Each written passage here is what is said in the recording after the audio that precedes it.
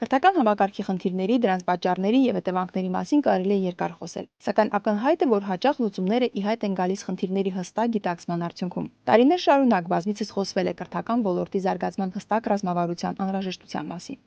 Եվ այդ ռազմավարությունը պետք է մշակվի առկա խնդիրների վերհանման եւ զարգացման տեսլականի ձևավորման միջոցով։ Շատ հաճախ խնդիրներն այնքան էլ տեսանելի չեն ներսից, եւ համակարգի ճիշտ ձևավորման համար թարմ ուժեր են պետք։ Մեր կրթական համակարգում այդ թարմ ուժը դասավանդիր Հայաստան կրթական հիմնադրամն է, որը իր հավակնոտ առաքելությամբ 2013 թվականից Հայաստանի Հանրապետության համակարգը ամբողջությամբ կերպարանափոխեց։ 10 տարի անց արդեն վստահ կարելի է խոսել ուսուցիչ առաջնորդների եւ նրանց աշակերտների հաջողությունների մասին։ Եվ ով եթե ոչ այս թիմը, ունենալով հստակ նպատակ եւ աշխատելու ժամանակակից մեթոդներ, կարող է օգնել ժամանակակից կրթական ռազմավարության մշակման գործում։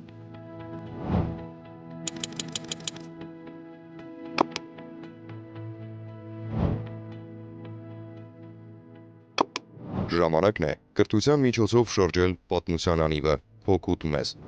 Պատերազմից հետո դասավանդիր Հայաստան կրթական հիմնադրամը համագործակցում է Արցախի կառավարության հետ ռազմավարական առաջնահերթությունների վերհանման, հանրակրթության ոլորտում մոտեցումների վերանայման եւ կրթության ընդհանուր տեսլականի ձևավորման ուղղությամբ։ Այդ նպատակով դասավանդիր Հայաստան կրթական հիմնադրամը ներկայացրեց գործողությունների պլան, ըստ որի հիմնադրամն իր ուսուցիչ առաջնորդների միջոցով իր գործընկեր դպրոցներում պետք է իրականացներ հետազոտություն։ Հետազոտության նպատակն էր պարզել շահառու բոլոր խմբերի պատկերացումները հանրակրթությունում առկա իրավիճակի, կարիքների եւ ակնկալիքների վերաբերյալ։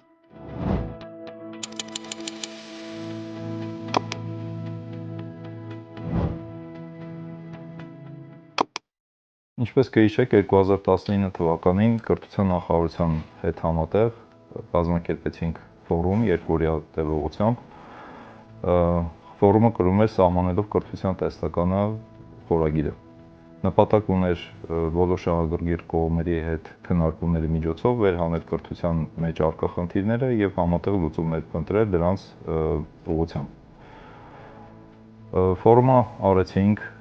պատասխանները ստացանք, վերլուծեցինք որոշակի չափով, բայց այնուհետև վախվեցինք 2020 թվականի բոլորիս հայտնի մարտահրավերներին եւ չկարողացանք օբյեկտիվ պատճառներով չկարողացանք շարունակել մեր սկսած աշխատանքները, իսկ 21 թվականին արդեն կենտրոնացած էինք ավելի շատ աջակցության, ժամանակի մարտահրավերներին արձագանքելով կենտրոնացած էինք աջակցության ծրագրերի վրա, բայց այնուամենայնիվ նաեւ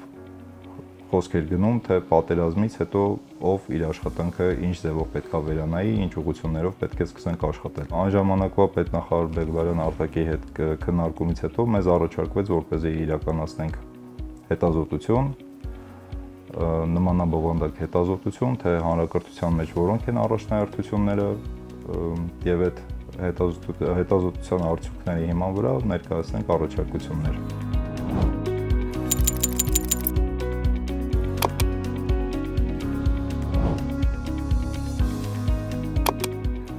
Նախ կազմեց աշխատանքային խումբ, որը կազմեց ֆոկուս խմբային քննարկումների ձևաչափով հարցումներ անցկացնելու համար հարցաշարեր։ Ապա կազմակերպվեց հարցազրույցների անցկացման տրեյնինգ, որի ընթացքում դասավանդիր Հայաստանի ուսուցիչ առաջնորդները ներկ բերեցին համապատասխան հմտություններ։ Հարցաշարերը կազմված էին մեկ ընդհանուր հարցի շուրջ, ինչպիսի կրթություն է մեզ անհրաժեշտ։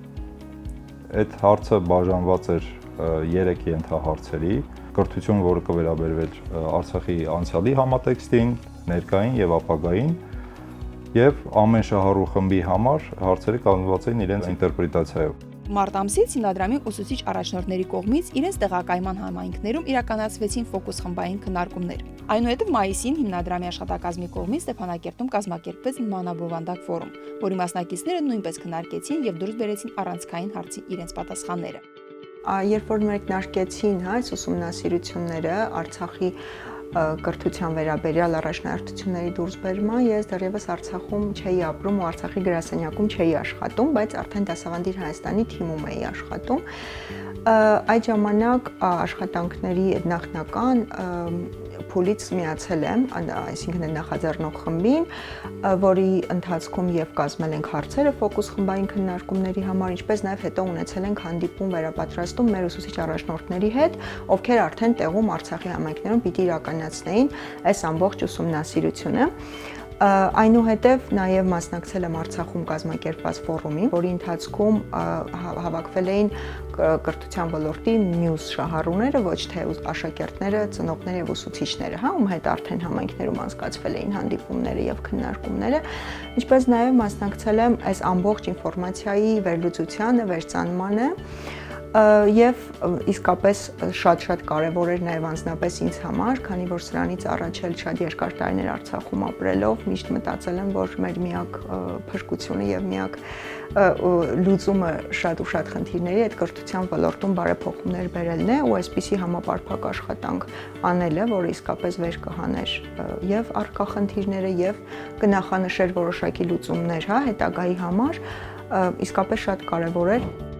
Հարցում քննարկումներին ընդհանուր առմամբ մասնակցել է ավելի քան 650 մարդ 23 համայնքների եւ Ստեփանակերտի տարբեր շահառու խմբերից։ Այդ թվում 240 աշակերտ, 170 ծնող, 194 ուսուցիչ, 27 տնօրեն, 25 պաշտոնատար անձ կրթության, գիտության, մշակույթի, սպորտի նախարարությունից, բուհերից եւ շրջանային կրթության բաժիններից, Արցախի կրթական համակարգում գործունեություն ծավալող հասարակական կազմակերպությունների 11 ներկայացուցիչ։ Հանրակրթության ոլորտում արկա մարտահրավերները եւ առաջնային ուշադրություն պահանջող ուղղությունները խմբավորվել են հետեւյալ առաջնահերթություններում։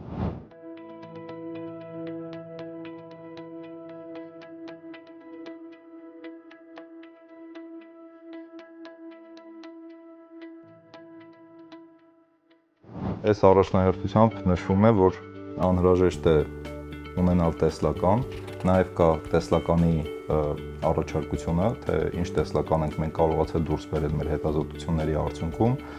եւ բնականաբար տեսլականը լինում է առաքելությամբ եւ փոփոխությամբ տեսությամբ, խոսվում է կրթությանը առաջնահերթություն տալու եւ լրացուցիչ ոչ ֆինանսական ռեսուրսներ տրամադրելու մասին։ Հաշվի առնելով այն գիտելիքը, որը դասավանդիր Հայաստանը մոտ 10 տարիների ընթացքում կուտակել է տվյալների ձեռքբերման իր տարբեր փորձնական ծրագրերի միջոցով, ինչպես նաև հավատարիմ լինելով մշտապես բարելավման եւ կատարելագործման իր սկզբունքին, կազմակերպությունն այս պահին փորձարկում է նոր առաջնորդության կարողունակությունների իրականացման շրջանակը։ Այն մշակված է 25 առանձնահատուկ կարողունակությունների հիման վրա, որոնք կազմակերպությունը անհրաժեշտ է համարում վերափոխումների միտված առաջնորդներ ձևավորելու համար։ Առաջնորդության կարողունակության իրացման շրջանակի միջոցով կատարելագործվում են աշակերտների, ուսուցիչ առաջնորդների, շրջանավար դեսպանների եւ նույնիսկ անձնակազմի շրջանում առաջնորդության զարգացումը քանակական ցուցանիշներով գնահատելու մոտեցումները։ Կարևորում ենք նաև տվյալների համակարգերի ամրապնդումը, առաջադիմությունը առավել չափելի դարձնելու համար, դրա վերաբերյալ նաև կիսվել ենք մենք մեր փորձով, թե դասավանդիր Հայաստանը ինչ չափումներով է առաջնորդվում, ինչերին ենք մենք ուշադրություն դարձնում, մենք մեր պատրաստակամությունն ենք հայտնել, որ կարող ենք մենք մեր չափման գործիքները տրամադրել լիազոր մարմնին։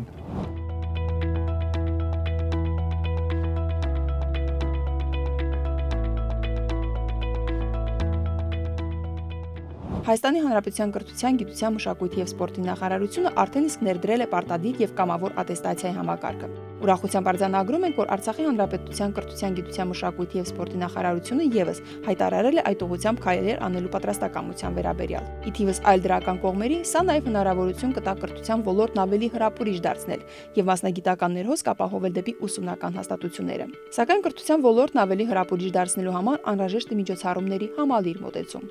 Բոլորիս համար գաղտնիք չէ, որ հատկապես հետպատերազմական իրավիճակում մենք բոլորիս ուշադրությունը այլ ուղղվածություն ունի, բայց այնուամենայնիվ ժամանակը գնում է եւ գնում է մեզանից, գնում է մեր ապագայից։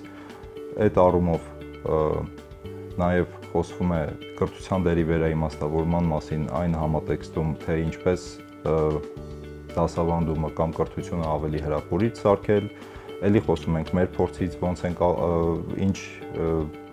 մոտեցումներ ենք կիրառել, խոսում ենք տարբեր նախաձեռնությունների մասին, ուսուցիչների վերապատրաստումների եւ աշակերտներին ավելի ժամանակակից կրթություն տալու մասին։ Որպես այդպիսին առաջին քայլ կարող է հանդիսանալ տարբեր մեդիա ռեսուրսներով ուսման կարևորության, ռազմավարական եւ երկարաժամկետ նշանակության վերաբերյալ գովազդային արշավների կազմակերպումը, մասնավոր հատված ուսումնական հաստատություններ համագործակցային կապերի ստեղծումը եւ ամրապնդումը, լավագույն մասնագետների դպրոցներում դասավանդումը եւ այլ համալիր միջոցառումները։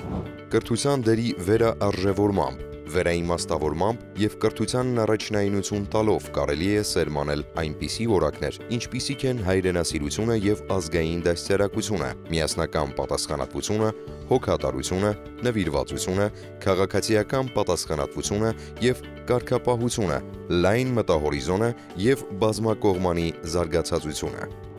Հայաստանի եւ Արցախի ուսուցիչներն ունեն մասնագիտական աջակցության կարիք։ Պայմանավորված երկրի հեռավոր հատվածներում աշխատելու հետևանքով առաջացած առանձնահատուկ մարտահրավերներով։ Այդ իսկ պատճառով անհրաժեշտ է վերանայել ուսուցչական վերապատրաստումը եւ սահմանամերձ բնակավայրերում աշխատելու ցանկություն հայտնող անձանց տրամադրող օժանդակությունը։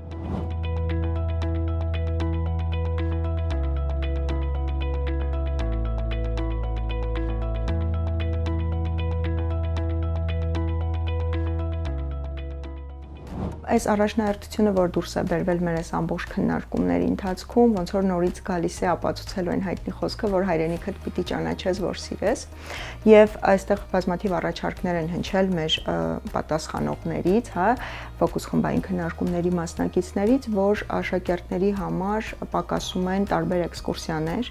որ իրենք ավելի լավ ճանաչեն Արցախը, հաճախ դեպքեր են ունենում, որ մարդը ապրում է մի համայնքում եւ կողքի համայնքի մասին այդքան էլ շատ բան չգիտի աշակերտը եւ այս խնդիրը նաեւ լուծելու համար, ինչպես նաեւ մեր կոնտեքստից նորից ելնելով շատ կարեւոր է, որ մեր աշակերտները կարողանան նաեւ տարածքում կողմնորոշվեն, շատ լավ պատկերացնեն իրենց գյուղի, իրենց շրջանի սահմանները եւ ոնց որ առաջին առաջարկը այս ուղղությամբ հենց ավելի շատ էքսկուրսիաներ, գիտակցված էքսկուրսիաներ կազմակերպելն է, որ երեխաների մոտ բարձրանա հայրենաճանաչության մակարդակը։ Այս նույն առաջնահերթության մեջ նաև շատ կարևորվել է Արցախի պատմության արժևորումը, ինչպես էլի Արմենը արդեն մյուս առաջնահերթություններից մեկի ժամանակ նշեց, Արցախի պատմությունը առարկան դպրոցում ներդնելու առաջարկ ունենք նաև, կամ ուղղակի Արցախի պատմության մասին ավելի շատ դպրոցներում խոսելու, ինչպես նաև կրոնի,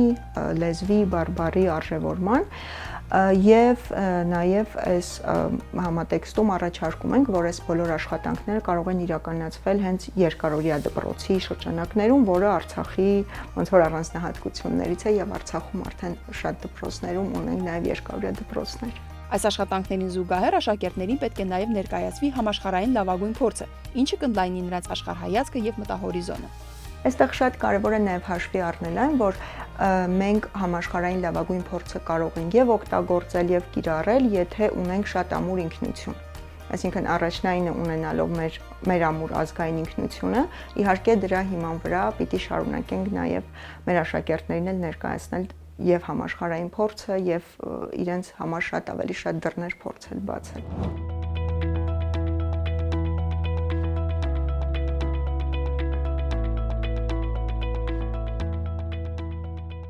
Ֆոկուս խմբային քննարկումների մասնակիցների պատկերացմամբ նաև առանցքային է կրթություն, անվտանգություն անմիջական կապը։ Նշված բացը լրացնելու կապակցությամբ առաջարկվել է առաջնային ուշադրություն դարձնել սոցիալ-հուզական ուսումնառությանը, բալանսավորել հումանիտար բնագիտական առարկաներին հատկացվող ժամանականակը, տարբեր ծրագրային առարկաների մեջ ներդնել այնպիսի բովանդակություն, որի կարիքն ունի Արցախը։ Այո, բոլորիս համար գաղտնիք չէ, որ մենք կրթության բովանդակությունը վերանայելու անհրաժեշտություն ունենք, ինչպես նաև բնագիտական եւ հումանիտար առարկաների բաշխվածության ժամանականակի վերաբերյալ էլի անելիքներ ունենք։ Այս համատեքստում խոսվում է նաև այն բովանդակության մասին, ինչի կարիքը Արցախը ունի այս պահին, օրինակ նույնը կլինի Արցախի պատմության մասին, այստեղ կարևոր չի, որպեսզի Արցախի պատմությունը լինի առանձին առարկա, թե ինչ որ դասագրքի մեջ մի հատված նվիրվի դրան, խոսում է թե ոնց կարելի է այդ բովանդակությունը հավաքել իմի բերել, ոնց կարելի է մտցնել ծրագրի մեջ։ Առաջարկվում է, որ կարելի է կենսաբանություն առարկայի մեջ ներդնել օրինակ այն բովանդակությունը, որի կարիք ունենք։ Օրինակ առաջին բուժօգնություն կտրած, ծակած, այրված վերքերի դեպքում դա լինի կենսաբանության առարկայի մեջ։ Նույն մաթեմատիկա առարկայի մեջ օրինակ ներդրվի 1000-րդականի բանաձև, հրետանու հաշվարկներ, էլ չեմ ասում ֆիզիկայի, ինֆորմատիկայի մեջ, աշխարհագրության մեջ լինի օրինակ տեղանքում կողմնորոշում, քարտեզագրություն։ Սա այն ամենը ինչ ունենք, ես ամենայն դեպս պրոյեկցում եմ կրթության վրա։ Մենք ունենք նաև գրական լեզվի ընկալման խնդիր։ Այսինքն աշակերտի համար ուսուցիչը գրական լեզվով կարդում է տեքստը, աշակերտը քանի որ մտածում է բարբառով, իր համար լրացուցիչ ռեսուրս է դա հասկանալը։ Եվ մինչև արդեն հասկանում է, որ կարողանա վերլուծի ինչի մասին է խոսում, սա արդեն բովանդակությունը առաջ է գնում։ Ազգային ինքնության պահպանման տեսանկյունից նշվում էր նաև կրոնի, մշակույթի, բարբառի իմացությունն ամրապնդող նյութերի առկայությունը։ Արցախի պատմությունը, ինչպես նշեցի, խոսում էր ոչ միայն պատմության, զուտ պատմության իմանալու համատեքստում, քանի որ դասագրքում դա քիչ է, այլ նաև ազգային ինքնության տեսանկյունից, որովհետև գիտեք, այս պահին մեդիա հոսքերը այնքան շատ են եւ մենք էլ ունենք լուրջ խնդիրներ մեդիագրագիտության մեջ եւ այդ մեդիա հոսքերը բացասաբար են անդրադառնում մեր հայրենաճանաչության վրա, մեր ազգային ինքնության իմացության վրա։ Նաեւ էլի խոսվել է իհարկե մեդիագրագիտության վերաբերյալ, խոսվել է տարբեր հմտությունների վերաբերյալ, նաև խոսվել է նախագծային ուսումնառության վերաբերյալ, որը ի դեպ մենք արդեն իսկ իրականացնում ենք։ Մենք ունենք փոփոխությունների վրա հիմնված ուսումնառություն, որի շրջանակներում աշակերտները կատարում են ինչ-որ չափորոշիչից վերցված պահանջի շրջանակներում, ինչ-որ առարկայի պահանջից բխող իրականացում են հետազոտություն, մեծ գաղափար են ընտրում, հետազոտության շրջանակներում ուսումնասիրում են համայնքի թույլ եւ ուժեղ կողմերը եւ արդյունքում ներկայացնում են ինչ-որ մի պրոյեկտ, ինչ-որ մի նախագիծ եւ միասին աշակերտներով այդ նախագիծը սկսում են իրականացնել։ Տալիս ենք որոշակի գումար եւ այդ որոշակի գումարի շրջանակներում արդեն պատկերացրեք, օրինակ 6-րդ դասարանի աշակերտը կարողանում է project management-ով զբաղվել ու լրիվ իր կողմից կատարված հետազոտությունն է, լրիվ իր համայնքի կարիքներին ուղղված։ Մենք գտնում ենք, որ սա ծայրահեղ անհրաժեշտ է հիմա։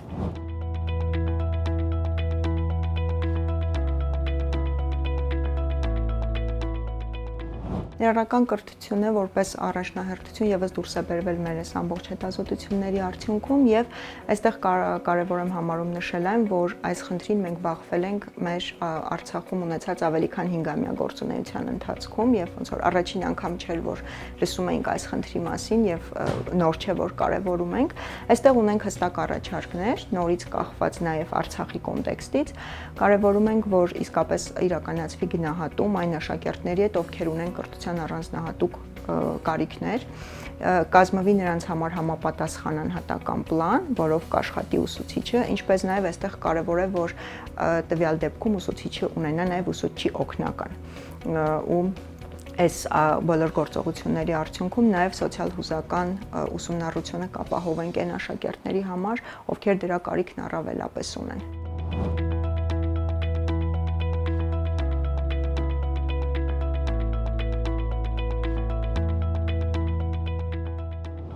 Մեր շուրջ 10-ամյա գործունեությունը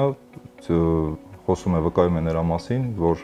եթե ապահովում է ծնողների կամ նույն ընտանիքի համայնքի ներգրավվածությունը դպրոցական կյանքում, առաջադիմությունը ավելի բարձր է լինում, ավելի շոշափելի է լինում։ Այդ համատեքստում խոսվում է նաև սերունդ դպրոցների ծրագրի մասին, որ ունենք մենք Դիլիջանում, որ շատ կարճ ժամանակահատվածում մի դպրոց, որ արդեն փակման եզրին էր, այդ ծրագիրը ներդնելուց հետո ընդեղ աշակերտների թիվը գրեթե կրկնապատկվեց։ Սերունդ նախագիծը դպրոցների վերափոխմանն ուղղված նախաձեռնություն է, որը միաժամանակ ծառայում է որպես մասնագիտական ռեսուրսի զարգացման խողովակ, որի միջոցով զարգանում են դպրոցների կարողությունները առաջնահերթության, նորարարության, ծնողների եւ համայնքների հետ նշանակալի ներգրավվածության միջոցով։ Դասավանդիր Հայաստանը պատրաստակամ է համագործակցել կրթության, գիտության, մշակույթի եւ սպորտի նախարարության հետ, ուսումնասիրելու համար, թե ինչպես կարող ենք օգտագործել սերունդ ծրագիրը տեղական մակարդակի առաջնորդներին, դպրոցի տնօրեններին, ծնողներին եւ համայնքի այլ անդամներին ներգրավելու նպատակով, որպեսզի բարելավի կրթության պատկերը ողջ երկրում։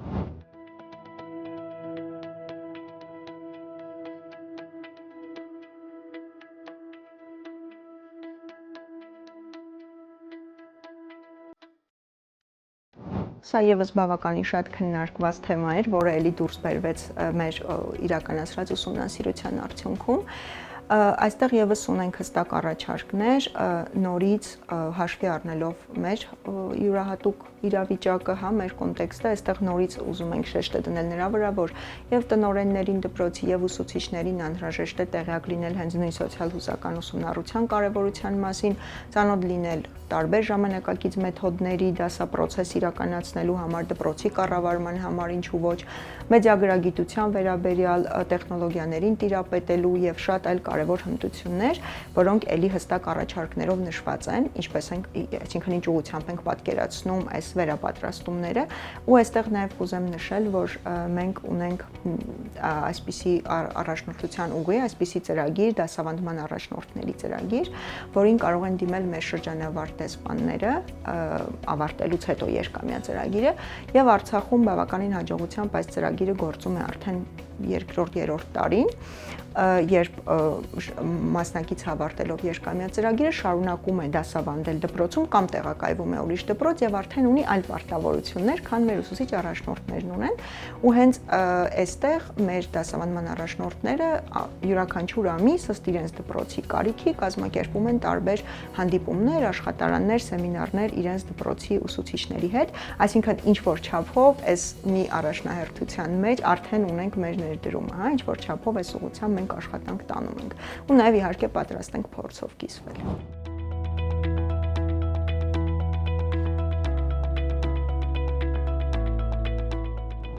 Ամբողջ աշխարհում համավարակային մեկուսացումները եւ դպրոցների փակումը հանգեցրին մի պարզ պատկերացման, որ համացանցային հասանելիությունն այլևս չպետք է համարվի շքեղություն, այն պետք է դիտարկվի որպես անհրաժեշտ գործիք։ Անչափ կարևոր է, որ մեր աշակերտներին տեխնոլոգիաներն ու համացանցի կապը լինեն նույնքան հասանելի, որքան օրինակ էլեկտրականությունը։ Մեր դիտարկմամբ նաև հենց այս բլոկադան էլ ազդեց, դպրոցների փակումը ազդեց, նաև կոവിഡ്ով պայմանավորված, այս ամեն ինչի համատեքստում գտնում ենք, որ պետք է համացանցի եւ հեռավար ուսուցման հետ կապված լուրջ աշխատանքներ տարվեն համացանցի հասանելիության, հեռավար ուսուցման գործիքների կիրառման, ծրագրերի յուրացման տեսանկյունից շատ գործեր ունենք անելու։ Իլրումը համաճարակների եւ գլոբալ ճգնաժամերի գտնվելով փաստացի պատերազմող երկրում ուսումնական հաստատությունները ըստ անհրաժեշտության պետք է ունենան հնարավորություն կրթական գործընթացի անընդհատությունը գոնե հեռավար եղանակով ապահովելու համար։ Դրա եւս մեկ ապացույցը շրջափակման պայմաններում կրթական գործընթացի խաթարումն էր։ 21 թվականին մենք նախարարությամբ նվիրաբերեցինք շուրջ 850 հատ պլանշետ, որի մեջ արդեն նույն այդ փոփոխությունների վրա հիմնված ուսումնառության նյութերն էին ներբեռնված եւ անկախ նրանից համացանց կար թե համացանց չկար, մեր ուսուցիչները տեղում կարողանում էին այդ ծրագրով, այդ պլանշետներով աշակերտների հետ աշխատել։ Այսինքն արդեն որոշակի քայլեր մեր կողմից ձեռնարկվել էր։ Նաև, այո, բնագիտական առարկաների շուրջ հետաքրքրվածությունը ավելի մեծացնելու համար խոսում էր լաբորատորիաների եւ հարակից սարքերի ներդրման անհրաժեշտության մասին։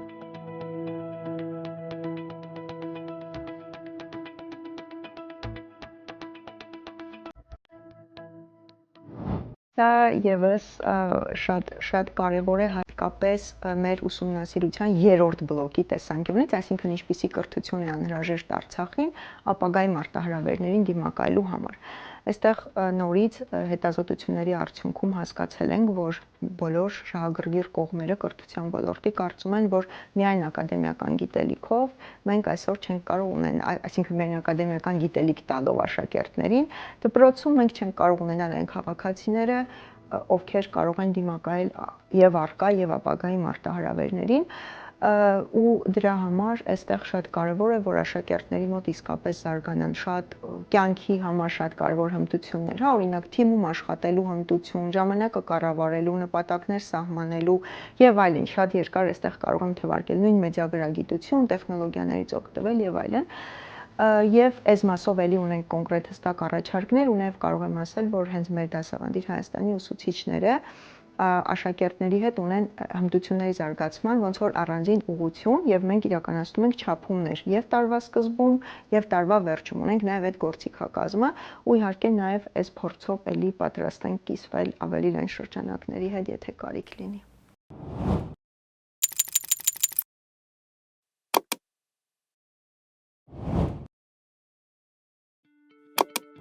Արցախը լինելու է զարգացող երկիր, որի քաղաքացիները ունենալու են միջազգային մակարդակի մասնագիտական որակավորում եւ առաջնորդելու են հայրենիքի շահերը։ Հենց այս տեսլականն է դրված թիմի հետազոտական աշխատանքի հիմքում։ Կրթական ոլորտում բարեփոխումները պետք է ուղղված լինեն ապագայի մարտահրավերներին դիմակայելու պատրաստ եւ իր արմատները խորապես ճանաչող աշակերտների ձևավորմանը։ Եթե մենք ռեսուրսներով ու տաղանդով գործենք միասնաբար, ապա կստեղծենք ճիշտ պայմաններ հմուտ առաջնորդների նոր սերունդ դաստիարակելու համար։ Առաջնորդներ, ովքեր կտիրապետելով տեղի հիմնախնդիրներին եւ միջազգային լավագույն փորձին, ի վիճակի կլինեն միջազգային հարթակներում առաջնորդելու իրենց հայրենիքի շահերը, նպաստելով Արցախի զարգացմանը եւ ապահով ապագայի կերտմանը։ Ամփոփելով կարող եմ ասել, որ այդ հետազոտությունը ավելի շուտ դիագնոստիկ բնույթ էր կրում եւ ինքը ավելի շատ ուղղված է դեպի ապագա, դեպի հաջորդ քայլեր, այսինքն ինքը պահանջ է, թե ինչ պետք է անենք մենք։ Եվ հաջորդ քայլերի վերաբերյալ կա արդեն որոշակի պայմանավորվածություններ, նույն տարբեր ոչ պետական կազմակերպությունների հետ մենք նաև էլի քննարկումներ ենք ունեցել, թե այս առաջնահերթությունների շուրջ ով է արդեն ինչ աշխատանք անում, ոնց կարող ենք մեր աշխատանքները համախմբել, որպեսզի ավելի արդյունավետ լինի։ Եվ որպես հաջորդ քայլ ուզում ենք աշխատանքային խմբեր ձևավորել եւ այդ աշխատանքային խմբերից ամեն մի մասնակից, հա, կոնկրետ ինչ-որ առաջնահերթության շրջանակներում ներկայացնի գործողությունների պլան եւ այդ գործողությունների պլանով առաջ շարժվենք։ Բայց իմ պատկերացմամբ այդ ընդհանուր աշխատանքը պետք է համակարգվի